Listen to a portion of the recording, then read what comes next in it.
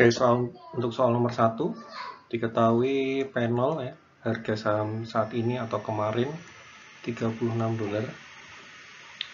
Kemudian diketahui juga D0, dividen saat ini yang dibagikan.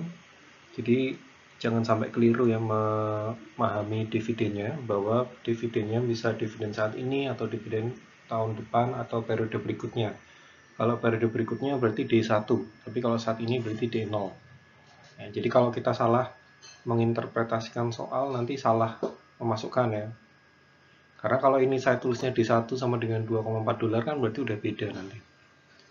Kemudian diketahui K atau required rate of return 12% ya. Kemudian kita diminta untuk mencari harga expected di tahun kelima ya, expected price-nya. Dan karena di sini sistemnya adalah constant growth,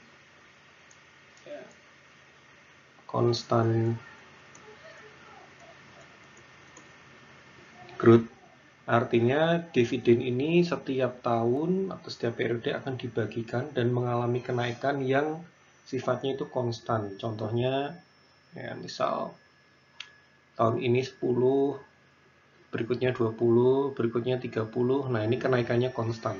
Ya, namanya constant growth ya. Constant growth. Gitu. Nah, pertama ya, karena ini constant growth, maka kita butuh G. Growth-nya berapa untuk menyelesaikan ini? Karena kan nanti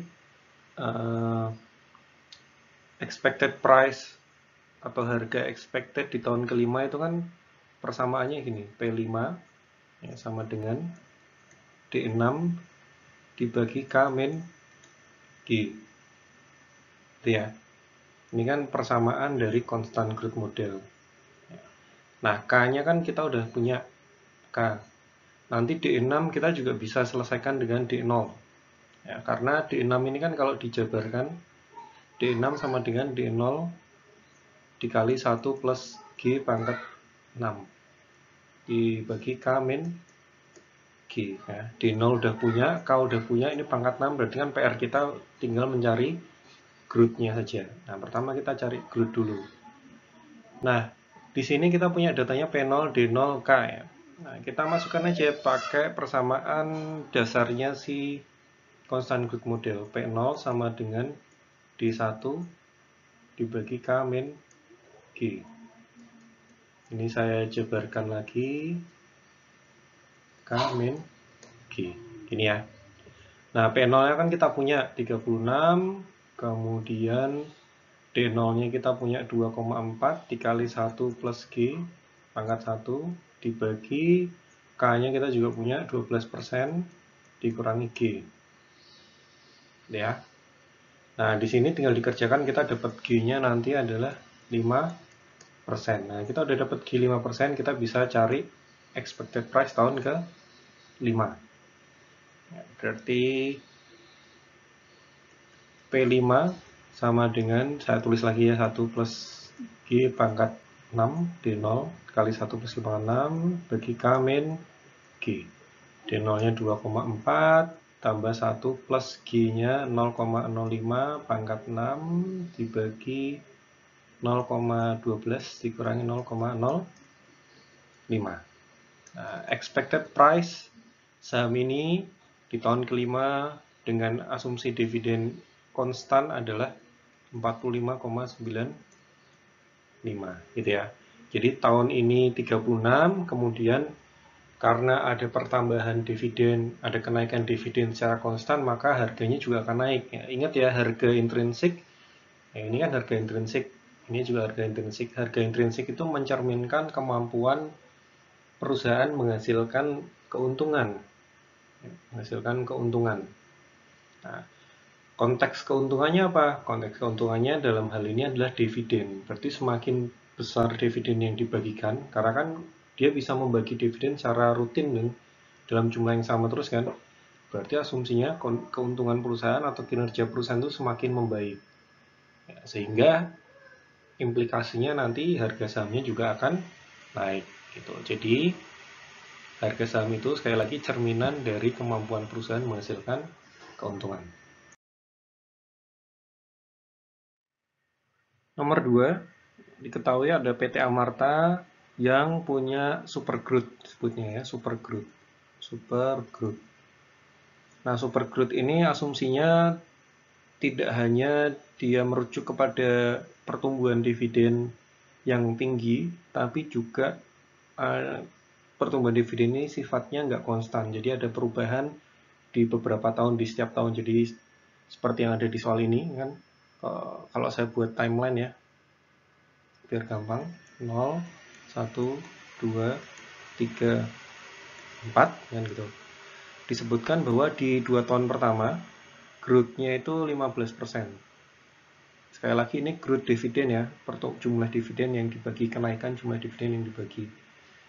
Kemudian tahun ketiga growth-nya itu 13%, dan tahun keempat, memasuki tahun keempat, growth-nya 6%. Nah, nanti seterusnya di tahun kelima, 6, 7, dan seterusnya 8, 9, 10, dan seterusnya ini jadi 6% semua. Nah, dia udah masuk constant growth. Gitu. Jadi ini ada dua jenis, kalau mau dibagi ada dua jenis pertumbuhan ya. Yang sifatnya fluktuatif, 15, 15, 13, kemudian dari tahun keempat seterusnya jadi konstan. Gitu ya. Kemudian diketahui juga K, required rate of return-nya 12%. Required rate of return 12%. Kemudian dividen saat ini, ya, dividen yang dibagikan terakhir atau D0, itu diketahui 1,15 dolar. Itu kan? Kemudian soal nomor 1 kita diminta untuk menghitung present value dari semua dividen yang diperoleh oleh perusahaan ya, selama supernormal growth period. Supernormal growth period yang ini. Ini super normal.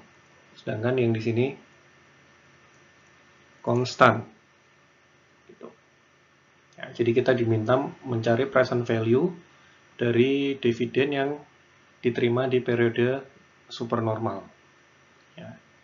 Nah, yang harus kita lakukan pertama adalah kita cari, kan kita punyanya data dividen saat ini ya, atau yang di bagian terakhir. Ya. Kemudian yang harus kita cari dulu nanti adalah dividen tahun pertama, dividen tahun kedua, dan dividen tahun ketiga. Ya, kita langsung masukkan aja dividen tahun pertama, dividen tahun kedua, dividen tahun ketiga. Cara mencarinya ya, gampang, D0 dikali 1 plus G pangkat 1, D0 dikali 1 plus G pangkat 2, D0 dikali 1 plus G pangkat 3 gitu ya. Tinggal kita masukkan aja. D0 yang 1,15 tambah 1 plus 0,15 pangkat 1. Kemudian 1,15 ditambah 1 plus 0,15 pangkat 2. Kan masih tahun kedua growth-nya masih 15% juga ya. Kemudian tahun ketiga 1,15 dikali 1 plus 0,13 pangkat 3. Nah, jadi ketemu hasilnya 1,3, 1,32, 1,52, 1,71. Nah, ini D1, D2, D3. Ya. Jadi kalau mau dibikin garis lagi, ya, 0, 1, 2, 3. Nah, ini D0-nya adalah 1,15, D1-nya adalah 1,32, dividen tahun keduanya 1,52, dividen tahun ketiga 1,71. Nah, kemudian kita diminta mencari present value dari total dividen ini selama periode supernormal ini. Ya, present value berarti, ini saya hapus dulu ya yang D0. Present value berarti harus kita jadikan D0 semuanya, harus kita jadikan saat ini semuanya, present value. Kita jadikan periode ini semua. Ini kita pindah ke sini, ini kita pindah ke sini, dan ini juga kita pindah ke sini. Ya. Kita present value kita convert D1 menjadi nilai saat ini, kita convert D2 menjadi nilai dividen saat ini, dan kita convert nilai D3 menjadi nilai dividen saat ini. Ya. Gampang ya, tinggal pakai persamaannya present value. Jadi present value dividen supernormal adalah, kan persamaannya berarti D1 dibagi 1 plus K pangkat 1, kan gitu ya. Tambah D2 dibagi 1 plus K pangkat 2, tambah D3 dibagi 1 plus K pangkat 3. D1-nya 1,32 dibagi 1 plus 0,12 pangkat 1, ya kan, K-nya kan 12% ya. Di sini udah nggak pakai G, pakai K. Kemudian D2, adalah 1,52 dibagi 1 plus 0,12 pangkat 2, tambah D3-nya 1,71, 1 plus 0,12 pangkat 3. Ya. Nah, ini tinggal dijumlah, ketemunya adalah 3,62 ya kalau nggak salah pembulatannya. Kira-kira seperti ini untuk nomor 1. Nah, berikutnya belum selesai ya. Jadi tadi kan barusan dihitung present value dari dividen yang diperoleh selama periode super growth ya. Jadi yang tahun ke 0, 1, 2, 3 ya. Jadi kan yang di sini kan 15%, 15%, 13%. Tadi yang barusan kita hitung yang itu, yang ini. Sekarang kita akan hitung dulu yang constant growth ya, yang periode constant growth ini, di mana growth-nya itu sekarang 6%. Jadi memang harus dipisah yang hitungnya ya satu-satu. Jadi ini ada di slide sebelumnya. Nah, yang bagian ini adalah yang slide ini yang akan kita bahas. Oke, cara menghitungnya adalah kita cari dulu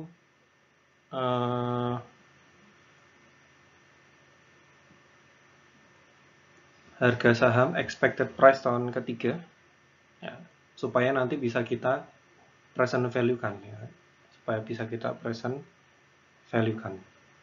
Jadi expected price tahun ketiga itu sama dengan D4 dibagi K min G ya. Kenapa kita mencarinya pakai persamaan K min G? Ya, karena udah constant growth-nya, jadi yang setelah periode ketiga ini dia udah constant growth. Jadi kita mendapatkan harga sahamnya itu menggunakan constant growth. Jadi ini yang bagian ini hampir sama pengerjaannya dengan soal nomor 1 tadi yang di awal. Ini bisa kita breakdown jadi D3 dikali 1 plus G, kemudian K min G. Nah, D3-nya kita udah ketemu di perhitungan sebelumnya, yaitu 1,71 dolar ya sebelumnya. Kemudian tinggal kita kali dengan 1 plus 0,06% dibagi K. K-nya adalah 12% dikurangi 0,06. Kita ketemu expected price dari periode constant growth, ya, jadi dari tahun ketiga ke atas itu adalah 30,36 dolar. 30,36 dolar. Nah, ini terjadinya di tahun ketiga. Ya, kan tadi kita ditanyanya adalah harga saat ini. Ya, berarti ini harus kita present value kan. Kita harus present value dari P3 sama dengan 30,36 ya, dibagi 1 plus K ya, pangkat 3. 30,36 dibagi 1 plus 0,12 pangkat 3, ketemunya adalah 21,61 dolar. Nah, ini berarti tempatnya di sini ya. Nah, di sini 21,61 gitu. Nah, sekarang kita tinggal untuk mendapatkan harga saat ini, tinggal kita jumlahkan harga yang terjadi di periode supergroup tahun periode 1, 2, 3. Tadi kan totalnya 3,62. Ya, ditambah harga yang terjadi di periode constant growth, yaitu 21,61 dolar. Sehingga harga saham saat ini dengan kondisi growth seperti itu adalah 25,23. Ya. Kira-kira seperti ini. Nah, ini memang lebih tricky karena ada dua jenis pertumbuhan ya. Dua jenis pertumbuhan. Kalau di soal nomor 1 tadi kan pertumbuhannya cuma satu. Ya, pertumbuhannya cuma satu, constant growth saja, maka kita bisa pakai persamaan yang ini. P0 sama dengan D1 dibagi K-G, atau P3 sama dengan D4 dibagi K-G gitu. Tapi karena ada super growth-nya, maka kita hitung dulu dan menjadi akumulatif. Ya. Pak, kalau saya pakai constant growth saja untuk menentukan harga saham ini bisa nggak? Nggak bisa. Berarti kita skip ini dong yang tahun 1, 2, 3. Padahal kan harga merupakan akumulasi dari cash flow atau dividen yang akan dihasilkan oleh perusahaan, dibagikan oleh perusahaan selama periode tertentu. Ya. Gitu, ini untuk yang soal nomor 1 ya, jawaban untuk pertanyaan pertama di soal nomor 2. Kemudian untuk soal nomor 2, pertanyaan C yang terakhir, kita diminta mencari dividend yield dan capital gain yield. Ya. Dividend yield itu ingat diperoleh dari dividen yang dibagikan dibagi price. Dividen dibagikan dibagi price. Dan capital yield nanti kita cari capital gain yield ya, sama seperti capital gain lainnya ya. Kita tinggal cari selisihnya, growth-nya. P1 dikurangi P0 dibagi P0 ya. Jadi kalau kita mau cari dulu pertama dividend yield tahun 1, 2, 3. Ya, berarti kita harus masukkan price dan masukkan dividennya ya. Price gini, saya balik aja, dividen dan price. Dividen tahun pertama tadi adalah ketemunya 1,32 ya. Jadi dia setelah mengalami kenaikan 15% dari tahun ke-0 kan. Kemudian tadi price-nya juga ketemu 25,23 ya. Kemudian tahun kedua dividennya 1,52, price-nya 26,93. Dan tahun ketiga dividennya 1,71, kemudian price-nya adalah 28,64. Nah, ini tinggal kita bagi aja kemudian. Ya, kita bagi. Ini ketemu 5,24%, yang kayak dividen yield tahun kedua 5,65%, dan dividen yield tahun ketiga adalah 6%. Ya. Udah, dividen yield selesai. Kemudian capital gain yield. Ya. Berarti tinggal kita cari selisih harganya saja. Ya, selisih harganya. Capital gain yield tahun pertama ya, berarti diperoleh dari P2 dikurangi P1 dibagi P1. Ya. 26,93 dikurangi 25,23 dibagi 25,23, ketemu 6,74%. Kemudian yang tahun kedua berarti P3 dikurangi P2 dibagi P2. Nah, ini 28,64 dikurangi 26,93 dibagi 26,93. Ketemunya adalah 6,35%. Dan yang tahun ketiga berarti P4 ya, dikurangi P3 dibagi P3. P4-nya kita ambilkan dari jawaban di pertanyaan A tadi ya, yang expected price untuk P3 tadi, yang kita hitung pakai dividen constant growth model ya. P4-nya adalah 30,36 dibagi 28,64 dibagi 28,64. Ketemunya ini adalah 6%. Gitu ya. Jadi ketemu dividend yield dan capital gain yield.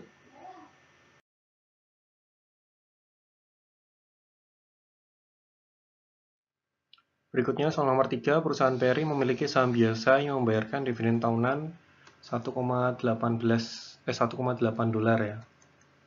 Di 0. Kemudian required rate of return-nya atau K,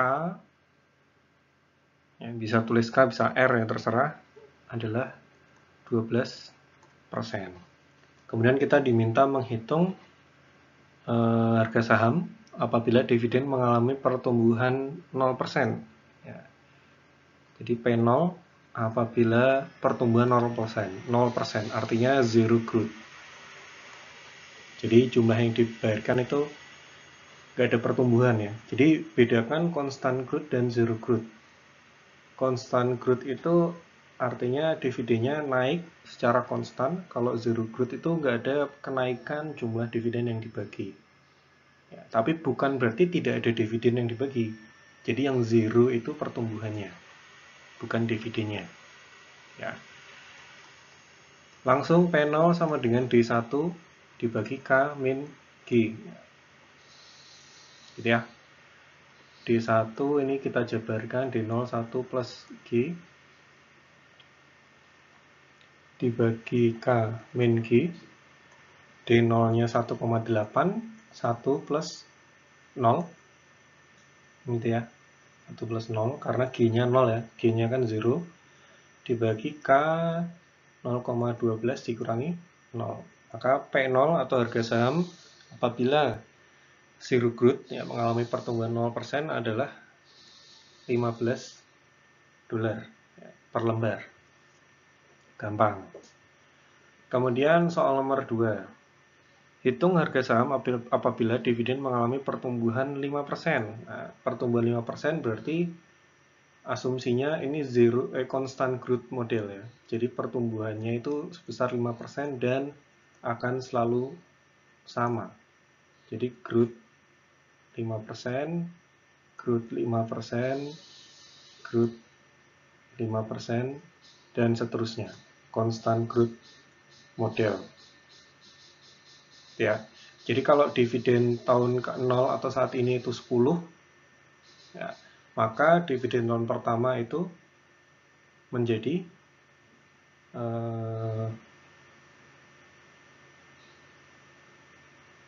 10 tambah 0,05 dikali 10 gitu. Dan seterusnya. Jadi ada kenaikan 5% ya, yang rutin. Tuh. Oke, kemudian karena ini constant growth, maka kita bisa pakai P0 sama dengan D1 dibagi K min G. D0 dikali 1 plus G dibagi K min G. D0-nya sama, 1,8 dikali 1 plus 0,05 dibagi 0,12 dikurangi 0,05. Temunya adalah 27 dolar per lembar saham harganya. Tentunya harganya lebih mahal daripada constant growth ya. Karena dividen yang dibagikan kan akan naik. Kalau yang zero growth kan dividen yang dibagikan sama.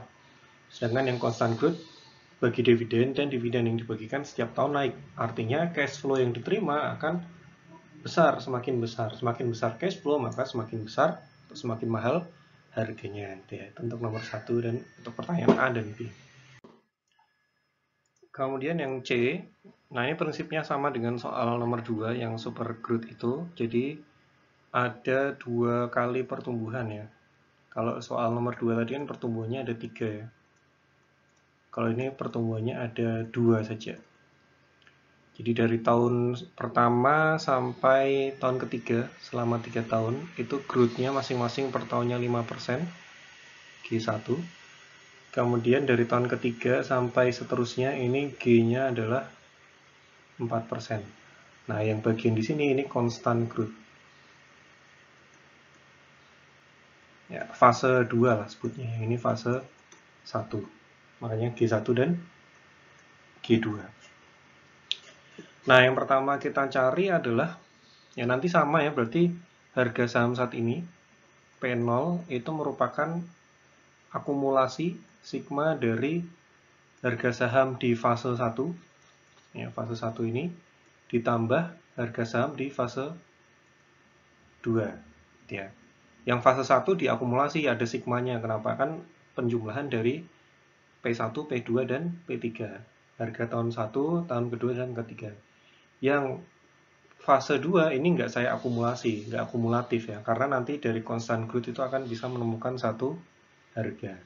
Ya. Oke, yang pertama kita cari D-nya dulu ya, D-nya dulu. D-nya dulu, D1, D2, D3, D4. Diketahui bahwa D1 berarti kan D0 dikali 1 plus G pangkat 1 ya, G-nya G1. D0-nya adalah 1,8. Berarti ini 1,8 tambah 1,0,05 pangkat 1. Ketemu 1,89. Ya, D1. D2 sama pangkat 2, 1,8. Ketemu 1,98. Gitu. Kemudian D3 itu D0 dikali 1 plus G1 pangkat 2, 1,8 pangkat 1 plus 0,05 pangkat 3. Sorry, ini 3 ya. Ketemu 2,08. Nah, kemudian D4, ya, D4 kita pakainya D3 ya. Kita pakainya D3.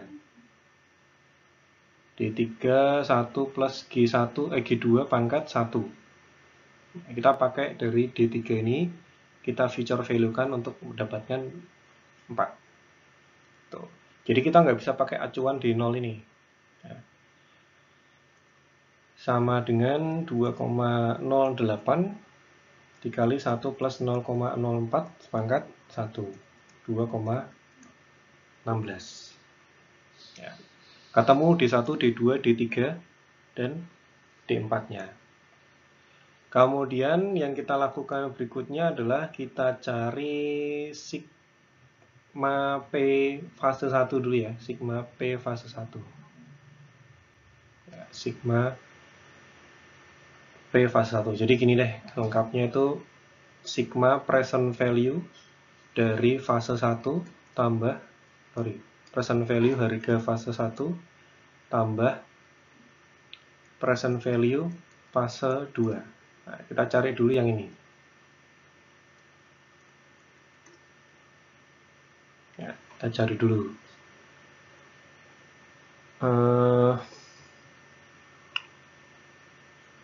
Berarti nanti adalah present value dari D1, D2, D3 ya. Jadi gini, P0 itu sama dengan present value harga tahun pertama tambah present value harga tahun kedua tambah present value harga tahun ketiga. Ya, present value harga tahun pertama itu 1,89 dibagi, ya, pakai angka ini, 1 plus G atau K, ya, K 0,12 pangkat 1. tambah 1,98 tambah dibagi 1 plus 0,12 pangkat 2 tambah 2,08 dibagi 1 plus 0,12 pangkat 3. Nah, ini ketemu nilainya adalah total langsung ya, 4,75. 4,75. Ya, ini bisa saya hapus.